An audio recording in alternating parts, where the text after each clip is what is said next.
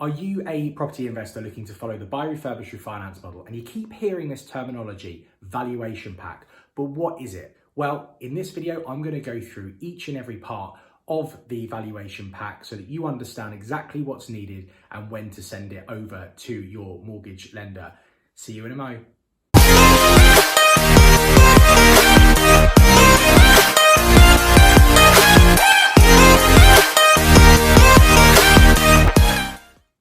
Hey guys, welcome back. Thanks for sticking around. My name's Sam Norris. I'm the property investors broker and I'm the owner of Grand Julian Finance. And today we're going to be talking all about valuation packs. But before I get into the video in detail, please don't forget to hit the subscribe button if you haven't already and hit the little thumbs up like button as well, because it tells YouTube that you like the video and it helps spread it to more people, which is ultimately what I'm trying to do here.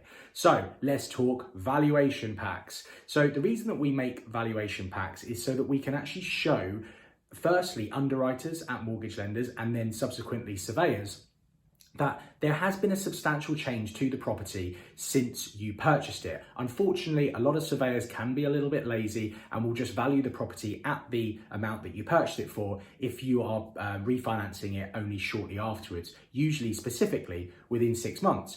Now, we create these valuation packs, as I said, to highlight the value that you've added, to highlight the difference, so they actually give us a true open market valuation, and that allows you to recycle your cash, obviously. So let's kick off then. At the front of the valuation pack, you need a nice covering letter. Usually people put a little picture of the front of the property on, full address, details of who they are, and a bit of an overview of the project, what they bought it for, what they've done to it, very, very brief overview, and what they think it's worth now, and the cost of the works that they've done. They might even chuck in what they think the rental value should be as well. That's like a little covering letter to a degree, and that's part one.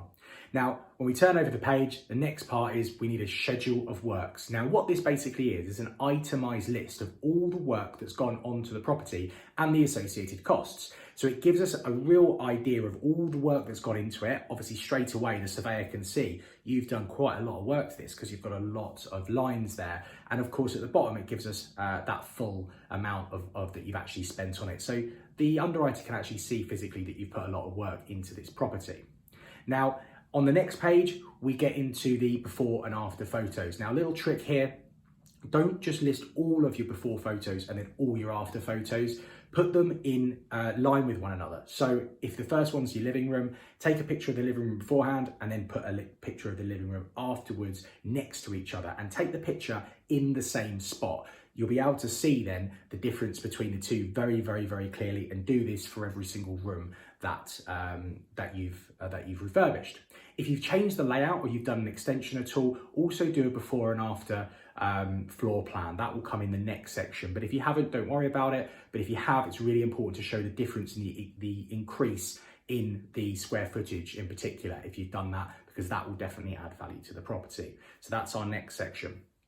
Now, the next section, which arguably is the most important, is our sales comps, sales comparables.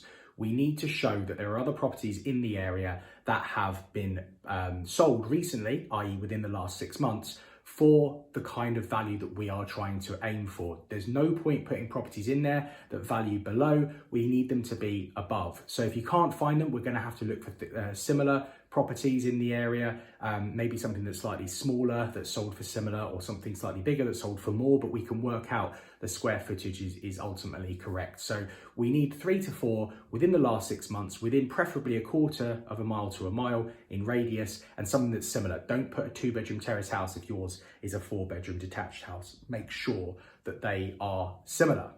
So there you have it. That's our valuation pack. Once we put that together, we make sure that we send that over to the underwriter as part of our application so that they can pass on this information to the surveyor and give them the instruction to do a true open market value of the property and not just base it on the purchase price. If this video was really helpful, please do subscribe and share it about with as many people as you possibly can. I'm trying to get as many people to understand this concept as I can, because I know that it's something that's saving my clients a lot of time and effort and money in terms of appeals and all this kind of stuff. Let's do this kind of stuff beforehand. But thanks very much for watching anyway, guys, and I will see you on the next video.